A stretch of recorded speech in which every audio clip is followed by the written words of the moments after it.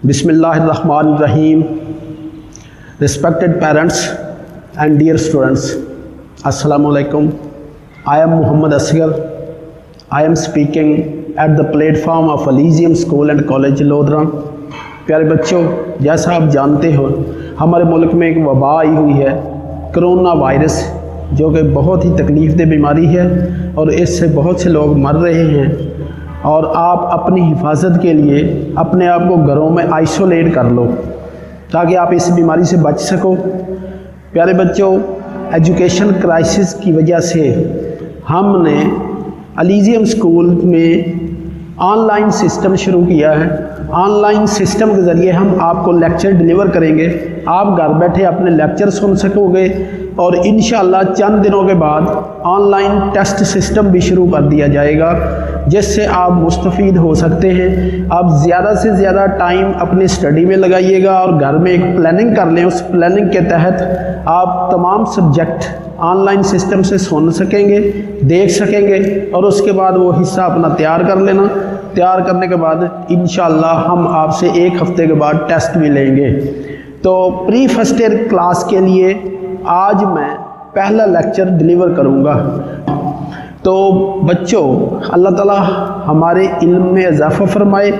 आप जानते हैं कि बायोलॉजी आमतौर पर वो स्टूडेंट पढ़ते हैं जिन्होंने डॉक्टर बनना होता है। तो मैं आज उन बच्चों से मुखातिब हूँ जो हमारे फ्यूचर डॉक्टर्स हैं। तो आइए बोर्ड की तरफ। तो मैं अपना पहला लेक्चर स्टार्ट करता हूँ। पहला सब्जेक्ट जो मैं पढ़ाना चाहता हूँ वो है बायोलॉजी। तो बायोलॉजी एक वर्ड है जो कि ग्रीक वर्ड है। ये दो ग्रीक वर्ड से obtained हुआ है। Number 1 BIOS, number 2 logos. BIOS mean life and logos mean study. So study of life is called biology. Study of the living things, all the living things, study of all the living things under the title of the biology. So under the biology there is a life. We cannot properly define the life. Number of definitions of the life. Life की बेशुमार तारीफ़ें हैं, लेकिन कोई भी तारीफ़ सही नहीं है। कुरान मजीद में एक ही तारीफ़ है कि जब किसी का ज़िंदगी का इख्तिताम होता है तो हम उसकी रूह खींच लेते हैं। लेकिन बायोलॉजी में हम इसकी प्रॉपर तारीफ़ तो नहीं कर सकते, लेकिन हम यूँ कर सकते हैं कि set of characteristics that distinguish living organism from the non living objects. Life को कैसे डिफाइन करेंगे? सेट ऑफ करैक्टरिस्टिक्स, यानी कुछ खसूसियात हैं जिन खसूसियात की बुनियाद पर हम जानदारों को बेजान से डिफ्रेंशिएट कर सकते हैं और वो करैक्टरिस्टिक्स यहाँ दर्ज किए गए हैं। करैक्टरिस्टिक्स ऑफ लाइफ इनको आप कह सकते हैं। ये शॉर्ट क्वेश्चन आता है बच्चों पेपर में और बड़ा इंपॉर्टेंट शॉर्ट क्वेश्चन है। क्वेश्चन आएगा what is characteristics of life. तो चंद करैक्टरिस्टिक्स दी हुई हैं, इनको आप समझने की कोशिश करेंगे और इंशाल्लाह आप याद कर लोगे। Number 1, living organism are highly organized. जितनी भी जिंदा चीज़ें अल्लाह पाक ने बनाई हैं वो तमाम की तमाम मुनज़्ज़म होती हैं, ऑर्गेनाइज्ड होती हैं। Number 2, they have complex एंटाइटीज़। एंटाइटीज़ mean शनाख्त। इनकी शनाख्त कैसे होती है? यानी कम्प्लेक्स ऑर्गेनिज्म के तौर पर ये जानदार इंतहाई कम्प्लेक्स होते हैं। Number 3, their body is composed of 1 और मोर सेल। इन जानदारों के जिस्म एक सेल या एक से ज़्यादा सेल्स पर मुश्तमिल होता है। अगर मैं एग्जांपल दूं 1 सेल की, फॉर एग्जांपल परमेशियम एक ही सेल है और वो मुकम्मल जानदार है, यानी 1 सेल में बी अ कंप्लीट ऑर्गेनिज्म। और बहुत से सेल आपस में मिलकर एक जानदार बनाते हैं, जैसे आप हैं, मैं हूँ और दूसरे बहुत से पौधे वगैरह हैं। सेल क्या होता है? Cell it is the basic structural and functional unit of the living things. Cell क्या होता है? Basic structural and functional unit of the living things. Number 4, they contain genetic program of their characteristics. यानी इन जानदारों में एक जीनियाती program होता है, genes which is located on the chromosome they will transfer from the parent to offspring. यानी जब से ये कायनात बनी है तब से, यानी हज़रत आदम अलैहिस्सलाम से लेकर आगे ये जीन ट्रांसफ़र होते जा रहे हैं, जिससे न्यू ऑर्गेनिज्म में भी ये जीन मौजूद होते हैं। Number 5, they can acquire and use energy. ये जानदार खा वो जानवर हूँ या पौधे हूँ, वो क्या करते हैं, एनर्जी हासिल करते हैं और उस एनर्जी को इस्तेमाल करते हैं। प्लांट एनर्जी कैसे हासिल करते हैं, they manufacture their own food with the help of sunlight. हम कैसे करते हैं, हम मुख्तलिफ फूड्स इनटेक करते हैं, उस फूड से एनर्जी हासिल होती है। एक्वायर मीन हसूल, हम एनर्जी हासिल करते हैं, उसके बाद उस एनर्जी का इस्तेमाल करते हैं। जैसे हम एनर्जी इस्तेमाल करेंगे वॉकिंग के लिए, टॉकिंग के लिए और राइटिंग के लिए, रीडिंग के लिए, रनिंग के लिए etcetera. Number 6, they carry out and control numerous chemical reaction.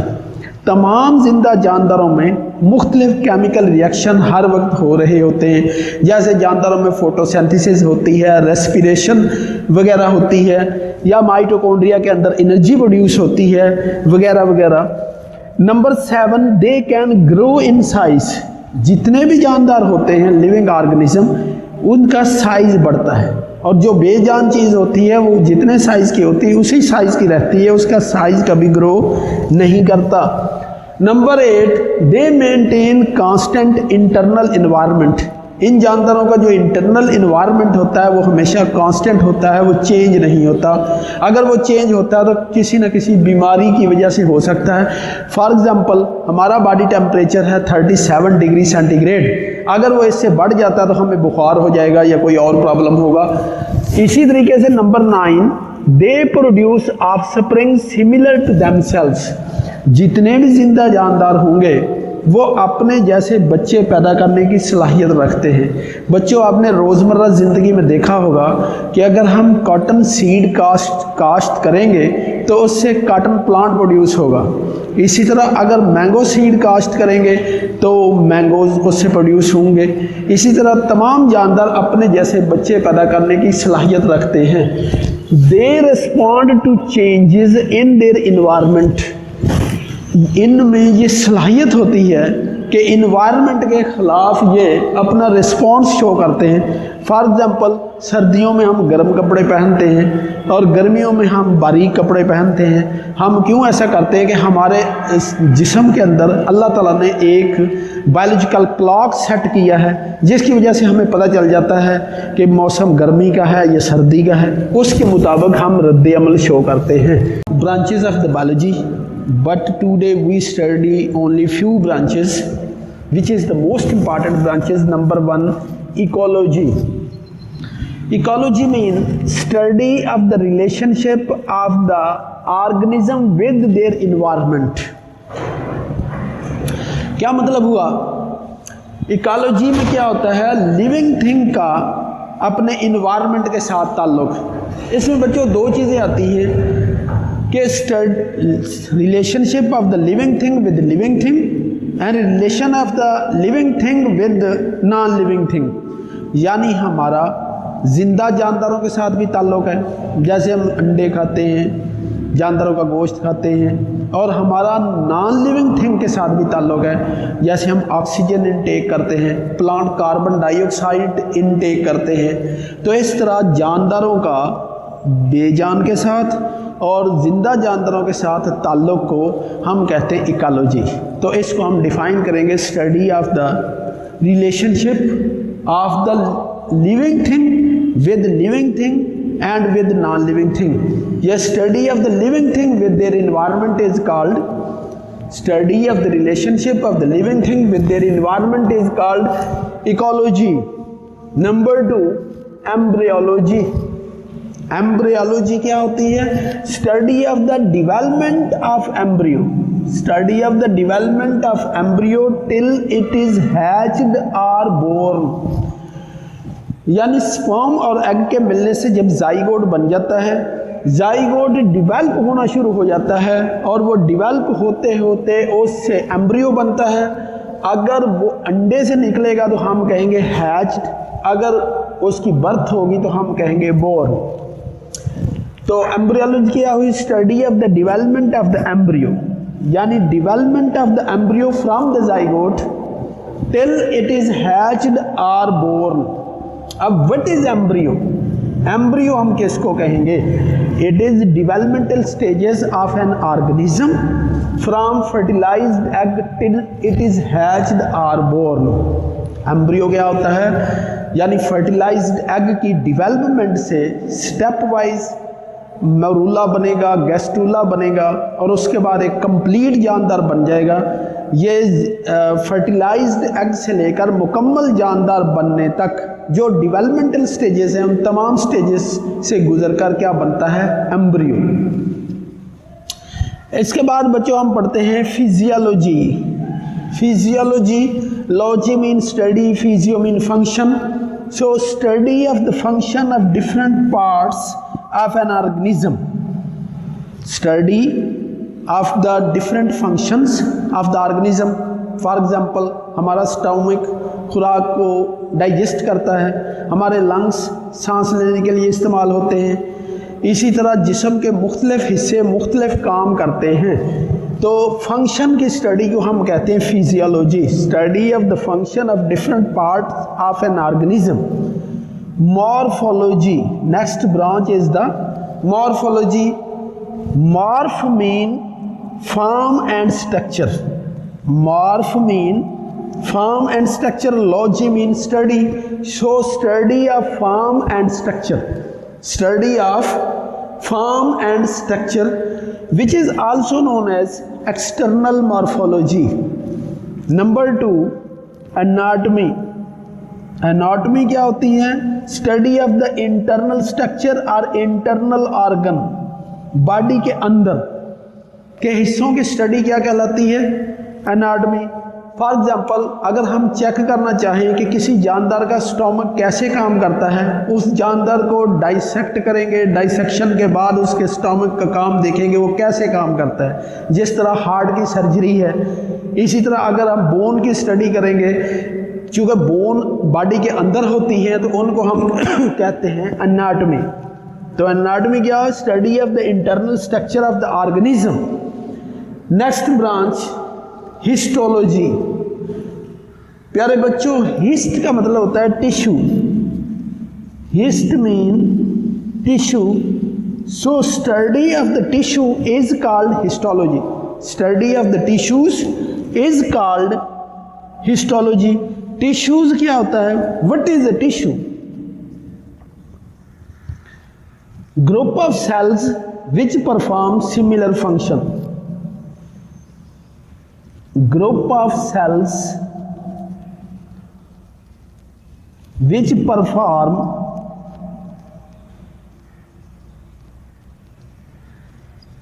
Similar function is called tissue. For example, xylem tissue, phloem tissue, connective tissue, epidermal tissue, etc. Next branch is the paleontology. Paleontology mean study of the fossils and their relationship with the evolution. Paleontology, paleont mean fossil, so study of the fossil. Paleontology means study of the fossils of their relationship with their environment, यानी fossil की study और वो किस तरीके से fossil develop होता रहा उसकी स्टडी को हम कहते हैं palaeontology. Palaeontology actually divided into 2 branches, palaeozoology and palaeobotany. Study of the fossil of the animal is called paleozoology. Study of the fossil of the plants is called paleobotany. What is fossil? Fossil क्या होता है? Dead remains of the living things which is preserved in the rocks. ऐसे जानदार जो फौत हो जाएं या मर जाएं और वो रॉक्स के अंदर प्रिजर्व हो जाएं, उनको हम कहते हैं फॉसल। यानी जब कोई जानदार प्रिजर्व हो जाता है, preserve in the rock, such type of organism is called fossil. Next branch is the evolution, progressive gradual changes in the organism with the passage of time from ancestor to descendant is called evolution। यानी जब से कायनात बनी है step wide progressive activities हो रही हैं, इनको हम कहते हैं एवोल्यूशन या progressive changes which take place from the parent to offspring. Parent mean from the ancestor to offspring. आबाओ अजदाद से लेकर अब आने वालों तक जितनी भी तब्दीलियां रूनुमा होती हैं तमाम को हम क्या कहते हैं? Evolution. Progressive changes from ancestor to descendants is called evolution। Number 9 branch is the genetics। Genetics क्या होती है? Study of the transfer of the hereditary characteristics from the parent to offspring। वो खसूसियात जो वालदैन से औलाद में मुंतकिल होती हैं उनके मुताले को क्या कहते हैं? Genetics. Study of the transfer of the hereditary characteristics from the parent to offspring. Number 10 branch is the zoogeography। Zoo mean animal, geography mean distribution of the earth। Study of the animals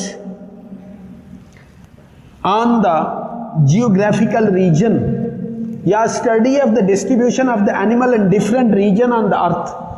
ज़मीन के ऊपर मुख्तलिफ regions हैं, जैसे Australia है, America है और मुख्तलिफ बर्र-ए-आज़म हैं, उनके ऊपर मुख्तलिफ जानदार डिस्ट्रीब्यूट हो गए हैं। किसी जगह कोई जानदार पाए जाते हैं, किसी जगह कोई जानदार पाया जाता है, तो उसकी डिस्ट्रीब्यूशन जो जानदारों की डिस्ट्रीब्यूशंस हैं उनकी स्टडी को हम कहते हैं zoogeography. Study of the distribution of animals in different regions of the earth is called zoogeography. Dear students, end of the lecture. Inshallah, we will see you again tomorrow in the next lecture. Allah Hafiz.